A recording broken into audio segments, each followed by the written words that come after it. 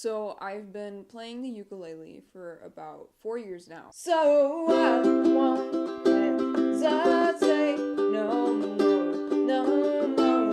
It cannot wait.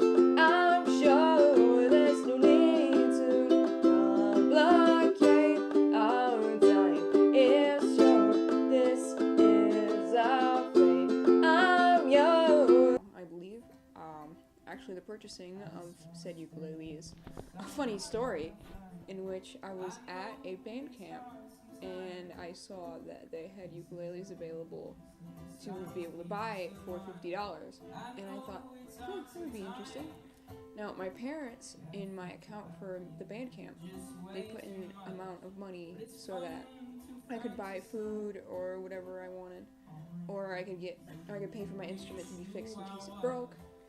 And so I spent $50 of my parents' money without telling them, without warning them in advance. And so when they came pick me up with this strange ukulele, they were like, "What the heck is that?" And I'm like, "Oh, it's a ukulele. I'm gonna learn how to play it this summer." And my mom just kind of sat there and she was like, "You're lucky your instrument didn't break, because otherwise you wouldn't be able to play it anymore." The way that I play ukulele is I take it to a completely different level that people don't expect me to. Like, for example, I can play Metallica on the ukulele, or I can play especially hard Green Day music on the ukulele.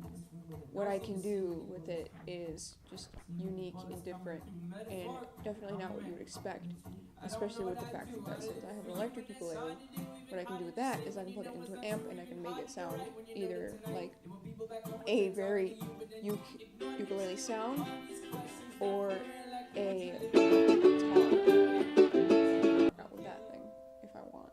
When I started writing music in sophomore year, I didn't expect it to turn out to mean as much to me as it did.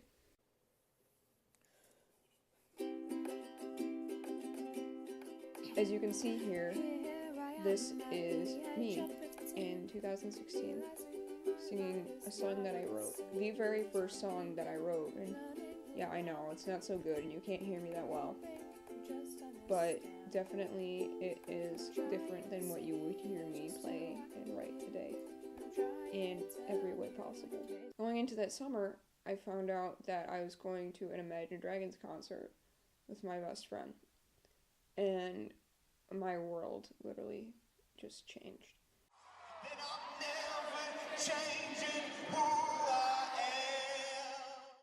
The concert in 2017 was definitely a changing point for me. Everything was completely different. There is a difference between my music before the concert and after the concert, because there's a different means of motive, there's a different means of feeling, there's a different everything. Everything changed after that concert. In a good way, of course. I mean, don't take it, I mean it as a bad way. Everything changed in the best way. Basically, it helped me realize what I wanted to do and how I wanted to do it. How I felt at the concert was I realized exactly how much they meant to me, and I realized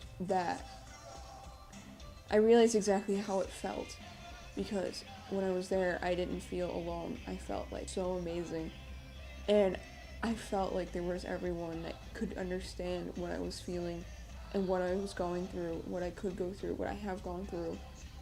And we are all bonding over different music in a whole.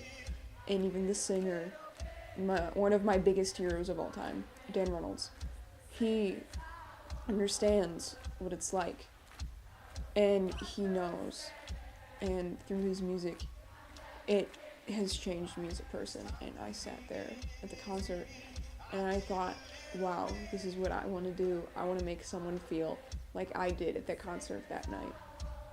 If I can do that, then everything would just be worth it. Everything would be amazing. All my work would be to good use.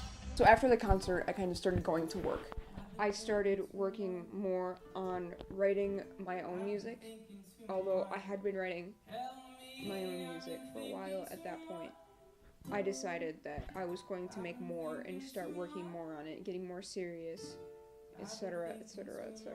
So I started out a YouTube channel that year, before and after the concert.